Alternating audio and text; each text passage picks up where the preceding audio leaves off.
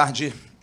Eu queria lhe fazer uma pergunta como diretor técnico, observando o elenco. Se a gente for botar aqui uma média de 30 jogadores para trabalhar no Campeonato Brasileiro, talvez um pouco mais, mas vamos colocar 30, um terço é composto por jogadores criados na base do Vasco. Vou colocar aqui 9. Miranda, Rodrigo, Barros, Marlon, Andrei, Aguinaldo, Eric Marcos, Figueiredo e Peck. Até que ponto disputar um Campeonato Brasileiro com esses... Alguns não são tão jovens assim, já estão jogando há muito tempo. É um risco ou está na hora de, vamos colocar aqui um termo mais duro, desmamar esses meninos, tirar esses meninos dessa alcunha de meninos para sempre, principalmente Peck, Figueiredo, Miranda, que estão jogando há muito tempo. Como é que a comissão técnica avalia a utilização desses meninos, até por conta de tantas notícias, aí o Paulo vai falar depois, de reforços? Há necessidade de pensar em tantos reforços ou está na hora dessa molecada mostrar valor? Obrigado.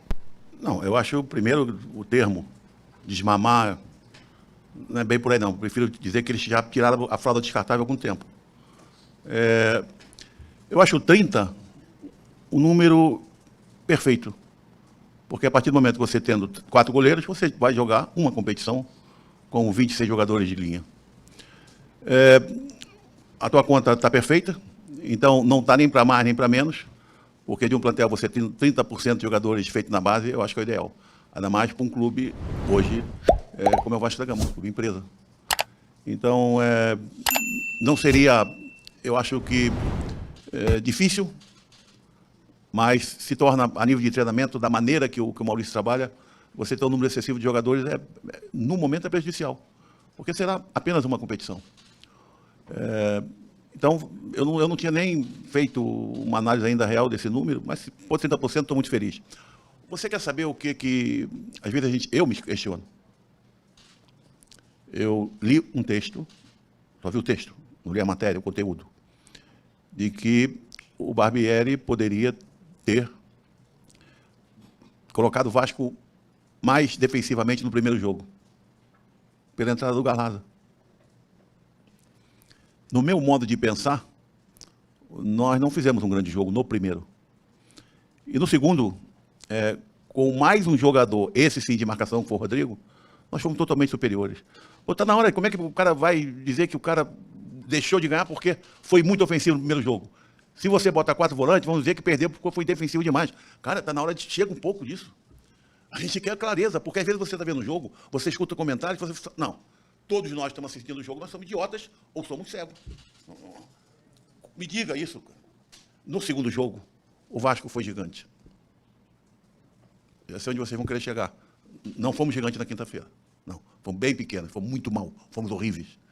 Mas a maneira que nós encaramos, no domingo o jogo, uma equipe considerada do melhor plantel, entre os 3 maiores e melhores equipes do país, nós simplesmente não deixamos o adversário ver a bola.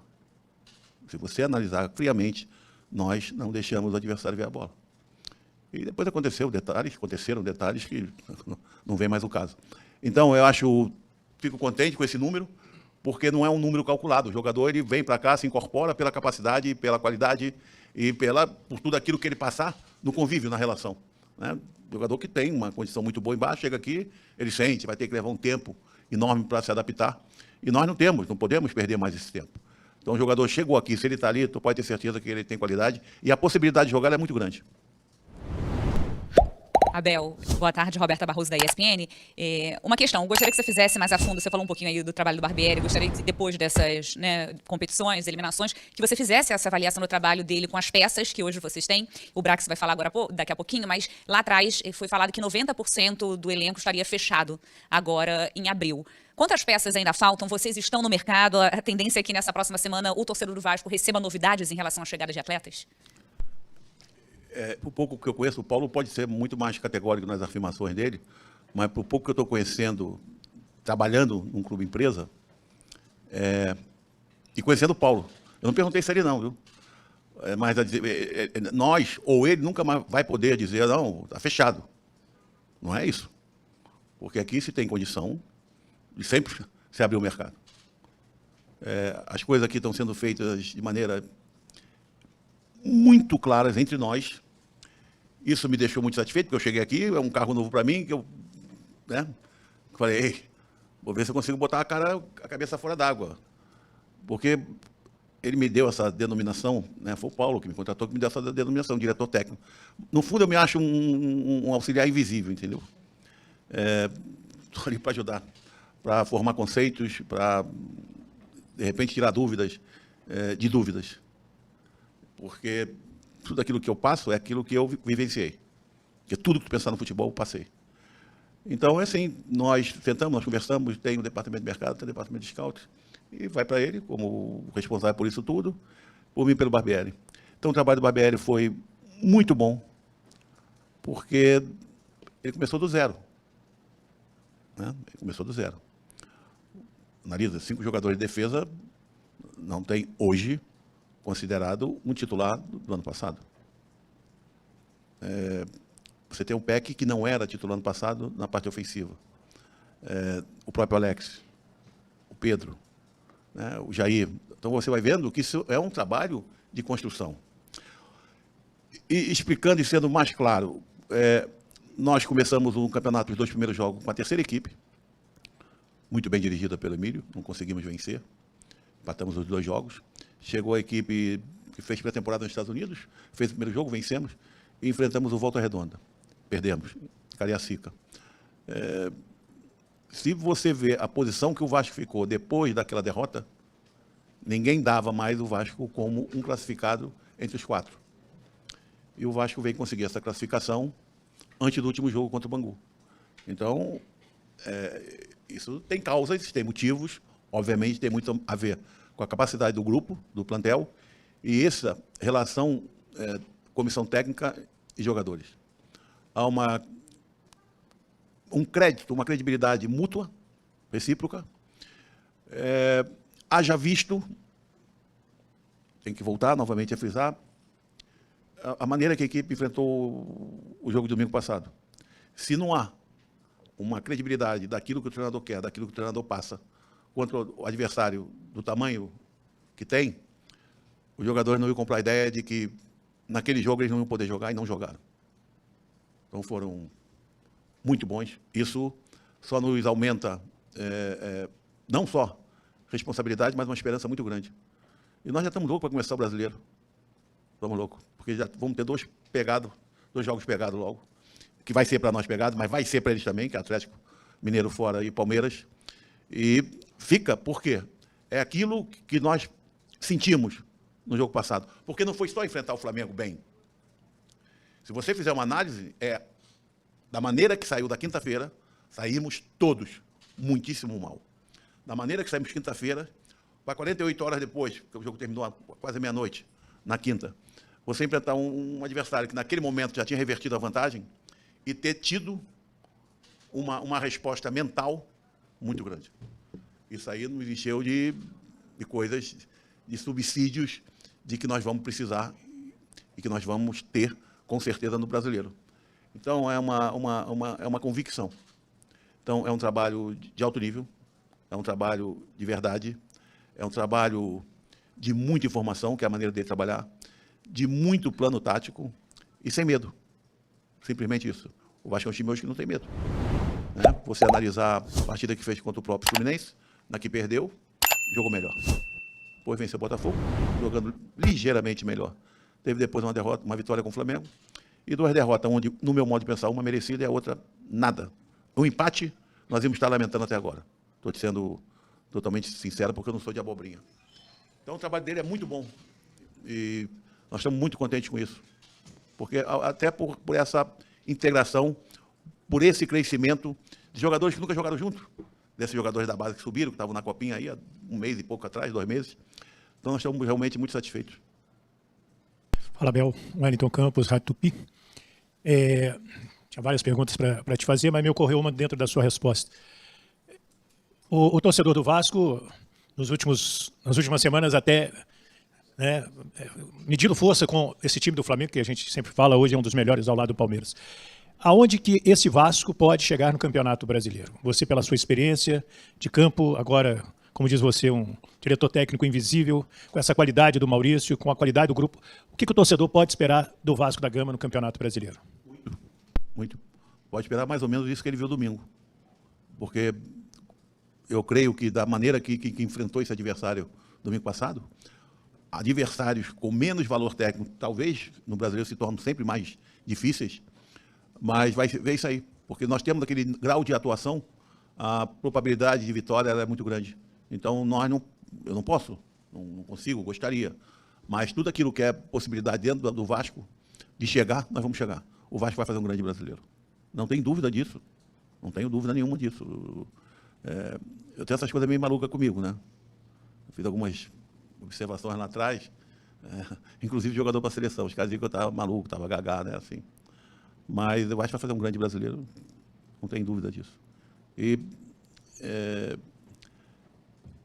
é aquilo que o grupo nos passa. Nós não estamos aqui, vamos ganhar porque nós temos fulano, beltrano, não.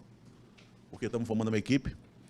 Se você analisar, por exemplo, quando uma equipe está num momento muito bom, ela ganha um jogo, aí tu fala assim, caramba, o fulano, vamos, por exemplo, falar do Palmeiras para não ficar, né, só aqui do Rio de Janeiro. Pô, o Palmeiras fez um grande jogo e pô, o Rony arrebentou com o jogo. Beleza. O Palmeiras fez um grande jogo, o Dudu arrebentou com o jogo. O Vasco fez um grande jogo e você não viu nenhum jogador que tenha arrebentado com o jogo.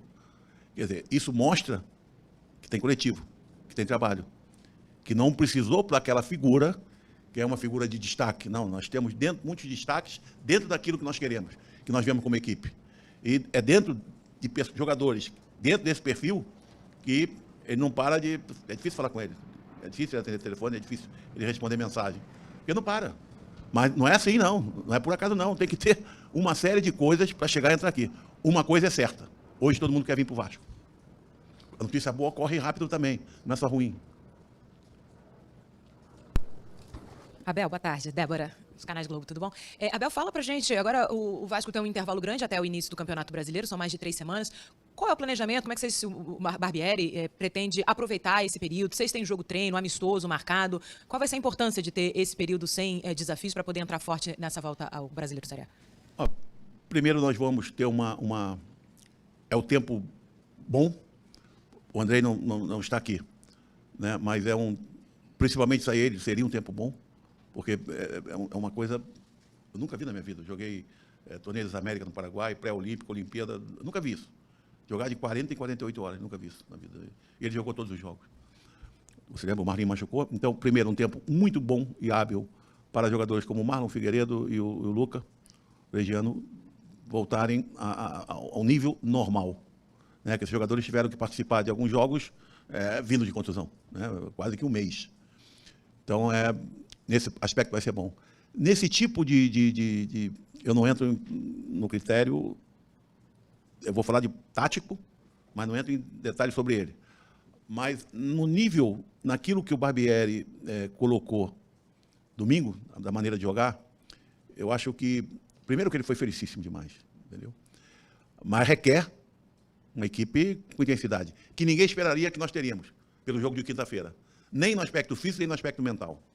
Então, óbvio que esse tempo será também útil para aumentar, dentro das nossas possibilidades, das possibilidades do atleta, a intensidade de cada atleta, cada jogador. Então, hoje, trago até, isso eu posso falar, ia falar para o meu chefe, recebi agora um convite do Eudes, que é o treinador do Resende, trabalhou comigo no Atlético Paranaense e tal, se propondo a jogo treino, amistoso, o que quiser. Então, acho que vai ser bem aceito, eu ia trazer isso, estou passando para vocês antes de passar para o Barbieri. Veja bem, ele tem direito de me dar um esporro depois. Então, assim, estamos tratando, o Glauber está tratando, o Fabiano está tratando, o Paulo já deve também estar tratando. Não vai ser bom, mas vamos aproveitar, nós não vamos só ficar a nível de treinamento, não. Quantos jogos treino o Maurício achar necessário, nós faremos. Porque não é um tempo muito grande, como se pensa, também não é pequeno. Então, é um tempo legal para quem fez 5 jogos em 14 dias.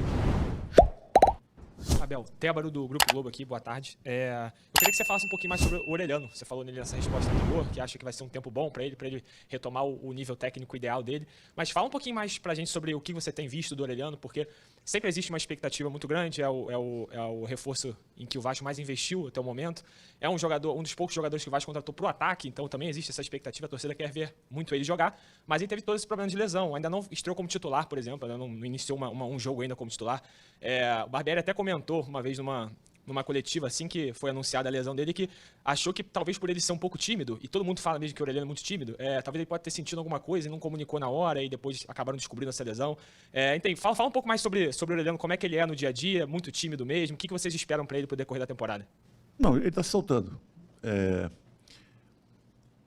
O Luca, ele não tinha esse hábito. Nós temos aqui um trabalho anterior aos treinamentos. Hoje o treino começa às 4, o jogador, eles já estão aí. Então, eles fazem um trabalho antes, pós-treinamento, de muita valia para evitar lesão, para fortificar musculatura, essa coisa toda. Todos os dias. E ele chegou aqui, começou a realizar o trabalho sem comunicar que ele não estava acostumado a fazer aquilo. Então, veio a contusão. Mas o que você falou aí, que realmente é real. Você sabe que eu sou o cara que menos sei quanto custa, quanto vale. Agora, foi dos jogadores que vieram, porque muitos nós não precisávamos nem olhar, né? Nós já sabíamos, conhecemos. Mas o Capasso, eu, por exemplo, tinha pouco conhecimento. Agora, eu, quando vi o vídeo, tudo aquilo que o departamento de mercado me passou, o Paulo me passava, quando eu li aquilo, eu falei, não, peraí, cara, tá brincando. Isso aí nós temos que correr atrás, e foi uma situação difícil. Até para o jogador ser inscrito teve dificuldade, se trabalhou muito, e nós não estamos absolutamente nem arrependidos, nem decepcionados, porque esse atleta é diferente. Vou usar esse termo, ele é diferente. Ele, naquilo que nós vimos, ele faz coisas fenomenais. E ele voltará a fazer, não tem dúvida disso. Sobre a timidez, ele já está muito mais entrosado, realmente é tímido, eu acho que já era. Está entrosado, já consegue a técnica, não entendia nada português, já entende, já fala algumas coisas. Porque aqui se recebe muito bem, sabe? E os jogadores têm essa percepção. Esse jogador mais experiente, daquele jogador que chega e ele está meio só com a cabeça do lado de fora d'água, e não, está precisando que alguém puxe, que levante o corpo. E essa rapaziada aqui é muito boa nesse aspecto, a nível de grupo, a nível de relação humana.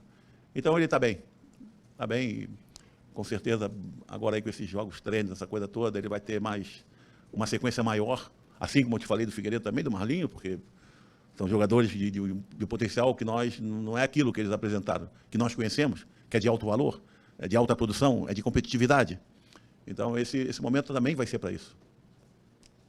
Abel, João Silva do Lance. Boa tarde. Nessas eliminações, né, muito se recaiu o peso sobre o Pedro Raul, né, um jogador que perdeu um pênalti, o terceiro em sequência. Então, pela sua experiência, acredito que você tenha dado uma atenção especial a ele, ou até mesmo, não só você, como a comissão técnica, toda a diretoria, jogadores. Eu queria que você falasse sobre isso, né, como é que faz para recuperar um atleta que foi contratado com muita pompa, né, que foi muito procurado também por outros clubes, o Vasco conseguiu contratá-lo, é o artilheiro do time, também é o líder de assistência, é um jogador importante, mas que vive um momento ruim. Como é que faz para recuperar esse atleta? Como é que faz para retomar a confiança desse jogador? Obrigado. O mental ele é muito complexo, sabe? Não pensa que é só eu falando, o Maurício falando, o Paulo falando com ele, a gente dando carinho. Não é bem assim. Porque a primeira reação, ela tem que partir de você próprio. Pode estar num momento que você colocou que não seja o ideal, mas ao mesmo tempo você fala que ele é o artilheiro da equipe e o jogador com mais assistência. Opa! Se ele conseguir, então, dar uma melhorada no momento, é isso que nós queremos. Eu acho que a resposta está aí, cara. Aconteceu, fatalidades. Ele mostrou que tem a condição de se recuperar. Por quê?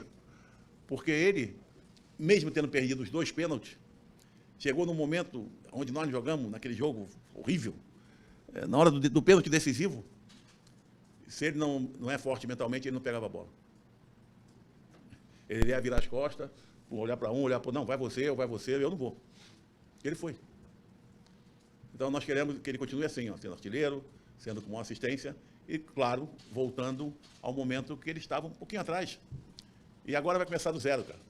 Só que vai começar do zero uma construção que ela já chegou no 2º andar. Falta algumas coisas para tu dar um retoque nessa construção. E nós sabemos o que nós queremos. Não pensa que são as pessoas de fora que vão dizer, bota o azulejo dessa cor, pinta a fachada dessa cor. Não. Quem sabe isso aqui é Paulo, Maurício, e eu dou meus pitacos, entendeu? Abel, boa tarde. Hugo Lago, Rádio Globo, CBN. Até estendendo um pouquinho a pergunta, estou por aqui. Até estendendo um pouquinho a pergunta do Joel em relação ao Pedro Raul, e aí eu passo a falar de uma maneira mais abrangente do elenco, né? Porque você falou até há pouco, usou a expressão auxiliar invisível, pela sua experiência no futebol, por tudo que você já viveu, de momentos positivos e negativos.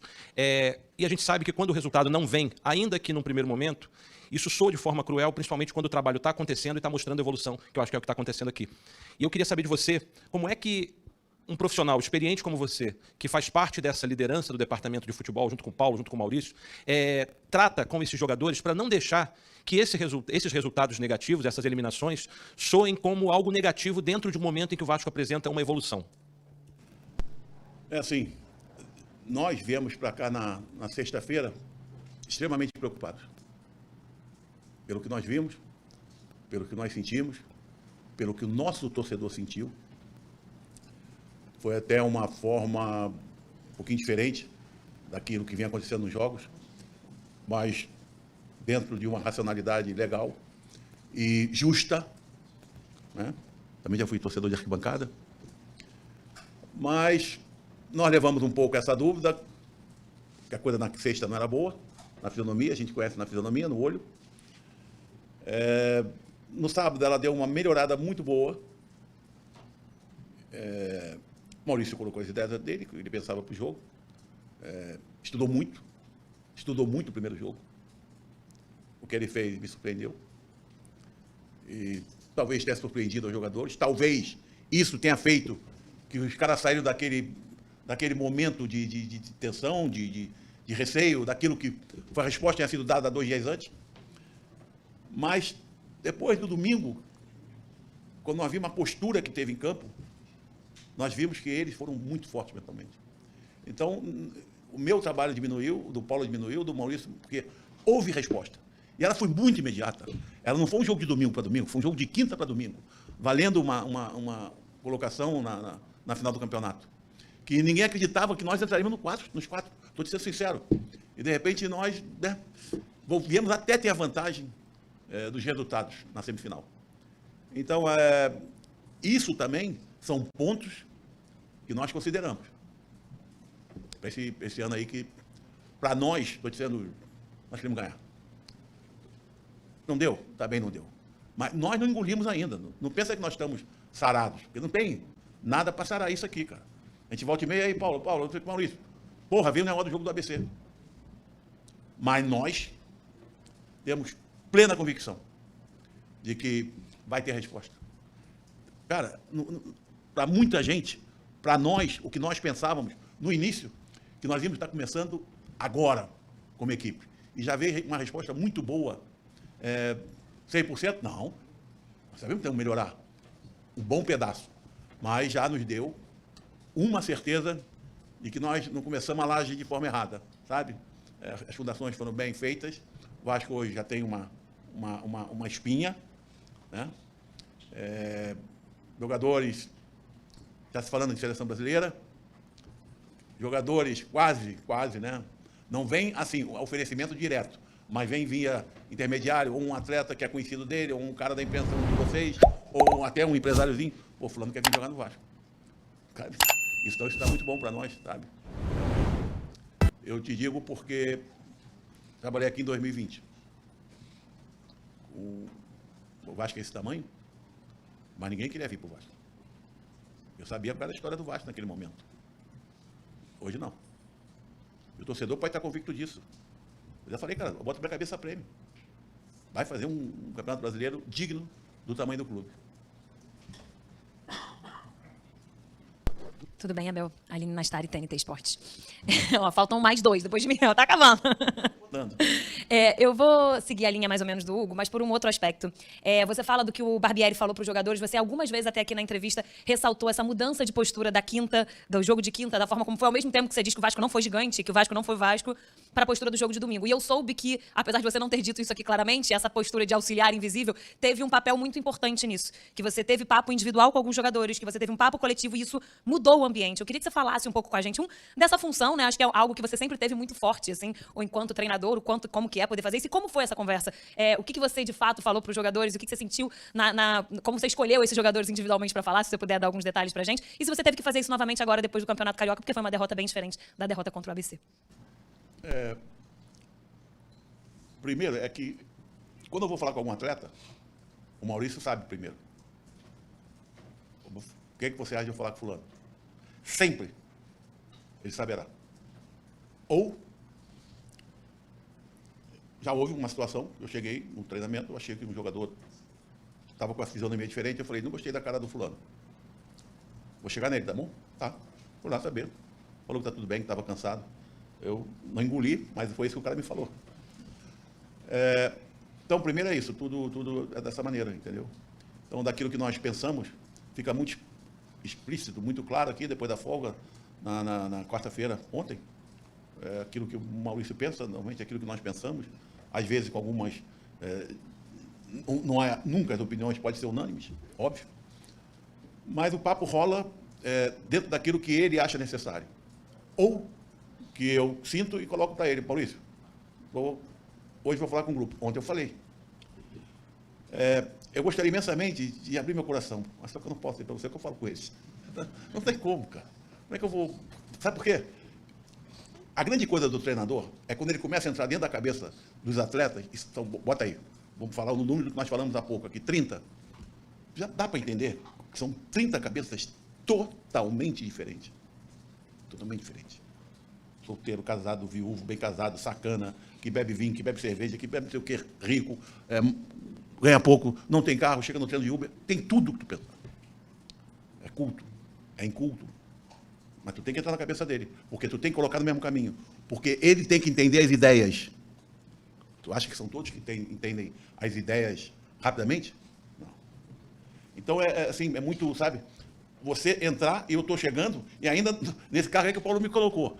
E, às vezes, assim, caramba, eu posso ir ali, eu posso pisar ali, estou adorando. Porra, não vi nenhum vice-presidente bicudo aqui ainda, estou adorando pra caramba. Então, o que acontece é que a gente... Porra, nesse cara aqui eu tenho que dar carinho. Isso aqui, quando eu começo a entrar dentro da cabeça dele, e o treinador igual. Eu cito um exemplo de Fluminense em 2012. Meu primeiro dia de clube, o Edinho virou para mim, o volante, e falou assim, professor, ele me conhecia, campeão do mundo comigo, campeão de Libertadores, falou para mim, eu vou te falar uma coisa, eu te conheço. Aquele ali, tu pega ele no colo, que ele vai jogar muito, vai ajudar a gente. Quero o Carlinhos lateral esquerdo. Então, eu aqui estou chegando, é um grupo novo, uma função nova. Mas já estou conseguindo entender um pouco daquilo que é o jogador. Daquilo que não é aquilo que ele nos dá, não. É da maneira que nós podemos, sabe, levar. Já sei até aquelas que a gente pode cobrar forte, que a reação é boa. Mas se você fizer errado, você cobrar forte do cara que não está acostumado, é problemático. A gente pode, ao contrário, né? Ao invés de melhorar a produção, diminuir a produção do jogador. Boa tarde, Diguinho, do canal Futebolaço. É visível, vendo você falando, que independente das eliminações para o ABC e para o Flamengo domingo, vocês estão satisfeitos com a construção que vem acontecendo no Vasco. Desde o começo do ano, talvez o mantra do clube seja reconstrução. Então dá para ver pela sua fala, pelas suas colocações, do Barbieri até do Paulo, é que você mesmo citou agora que você nem imaginava que o grupo já estaria no momento que ele se encontra hoje, apesar das duas eliminações. Você também cravou, falou que colocaria até a cabeça prêmio que o Vasco vai fazer um grande brasileiro, mas você também citou que ainda falta aí um bom pedaço para ser construído. E a minha pergunta é nesse sentido. O que seria esse pedaço que falta ser construído? É parte física, é entrosamento? São peças que vocês acreditam que ainda tem que chegar? O que está faltando para esses andares de cima desse prédio que vocês estão construindo? Obrigado. Não, a parte física, ela, óbvio, falei até que ela vai melhorar, porque vai se ter tempo para treinar. A parte coletiva, porque foi usado... Você vê, o Maurício tem um grupo tão na mão, que foi muito corajoso. A mudança tática, e legal que, pelos... Desculpe ser sincero, mas os comentaristas inteligentes, ninguém comentou nada sobre o que ele fez. Foi uma mudança contra o Flamengo, cara. Foi digna de elogio, pelo menos nossa parte. Nós sabíamos o que ele queria, o que foi passado e o que foi feito no campo. Então, isso, com certeza, a partir daí também ele vai ter tempo para aprimorar. E é óbvio que se aquilo que até no início Paulo sempre colocou, nós não vamos botar os pés pelas mãos, porque nós temos X para gastar, mas nós não vamos gastar tudo, e nós vamos começar e vamos analisar. Então, ainda tem possibilidade, óbvio, que qualquer jogador que chega, ele traz mais valia, né? Então, aqui vai estar sempre aberto a isso. Mas nós, com o pé no chão, em relação a isso, com muita identidade, que nós queremos a identidade, sabe? Porque o coletivo vai melhorar, fisicamente vai melhorar, o conhecimento nosso em relação a todos os atletas, ele melhora, os jogadores novos estarão mais adaptados, os jogadores jovens passam a estar mais soltos em relação ao grupo principal. Então, é uma sequência de coisas que não é que não abalou, cara. O campeonato não abalou, mas quinta-feira abalou. Não pensa que eu esqueci isso, não. Eu estou com meu coração aí. Isso é o que eu sinto. Mas isso sente o Paulo, sente o Maurício, sente todos aqui, funcionários. Cara, ninguém entendeu nada. Eu lembro de um comentário meu com o Maurício antes do jogo. Eu falei assim, dá licença, viu? Que merda. Esse é o jogo ruim. Aí ele me olhou, por quê? Eu falei, que é o jogo 100% de responsabilidade, é nossa obrigação ganhar, cara. Sabe? E não foi um jogo ruim, não, foi um jogo horroroso. Então, todos nós sentimos. Mas, ao mesmo tempo, aí chega onde tu colocou, nós estamos na construção, que ela chegou, principalmente pelos adversários que enfrentamos, né, nos 5 clássicos. Se fizer análise hoje daquilo que vai ser o brasileiro, só que alguma coisa que nós não podemos definir, porque sempre um médio, ele entra por ali no meio dos grandes, faz uma campanha muito boa, como normalmente um grande tem problema e vai para baixo, não vai ser nosso caso nunca. Daquilo que eu tenho visto hoje, pelo menos pelos estaduais, todos, os grandes, todos os favoritos, ainda tem algum caminho para percorrer, um espaço a preencher. Já ano passado a coisa está mais forte, estava melhor, estava até saudável ver um jogo de futebol. Não anda bem por aí, não. Então, nós também temos isso, porque isso é uma responsabilidade com o público, né? Com a televisão que paga, com vocês que estão aqui trabalhando, que são os intermediários entre nós e os torcedores. Nós temos que melhorar esse nível. O nosso nível vai melhorar, não tenha dúvida disso. Abel, tudo bem? Igor Dorileu, da Band. A gente sabe que em momentos que a equipe está com a parte mental abalada, como depois da eliminação contra o ABC, a importância da sua função, da função do Paulo, do Barbieri, mas também de alguns dos líderes do elenco. E aí eu queria falar sobre o Nenê. A gente não sabe ainda se ele continua jogando no Vasco, se ele vai para alguma outra função, mas de que forma, nesse momento, ele ajuda vocês nessa parte de reanimar o elenco, de poder unir as forças ali depois de uma eliminação traumática. Olha, o Nenê vai ter uma conversa hoje com o Paulo. Nós sabemos exatamente aquilo que é o Nenê, aquilo que o Nenê tem como representatividade no Vasco, com o torcedor, essa coisa toda. O Nenê não é mais um menino. Mas se eu falar só da importância do Nenê nesse momento, dessa quesito que você colocou, eu estaria sendo injusto com o Conceição, com o Edmar, sabe? Com o próprio Léo, que é um jovem, que é um cara que... Eu não conhecia essa liderança dele, eu lancei no Fluminense. Eu não conhecia esse lado, né, líder. Então, esses caras têm sido, assim, muito, muito importantes, sabe, nesse aspecto. O Capasso, ele, bem devagarzinho, está adquirindo uma liderança muito positiva a nível de grupo. E, óbvio, que o Nenê é aquele cara que está sempre sorrindo, está sempre levantando o astral dos caras, entendeu? Então, ele é também um jogador importante a nível de vestiário. E, sobre o futuro, vão resolver, vamos ver como é que vai ficar. Alô, alô, torcedor do Gigante. O Vasco está sentindo a pressão sobre Pedro Raul e está procurando outro centroavante no mercado. Pedro Raul foi a grande contratação do Vasco para a temporada de 2023 e sua chegada foi vista como um símbolo de recomeço.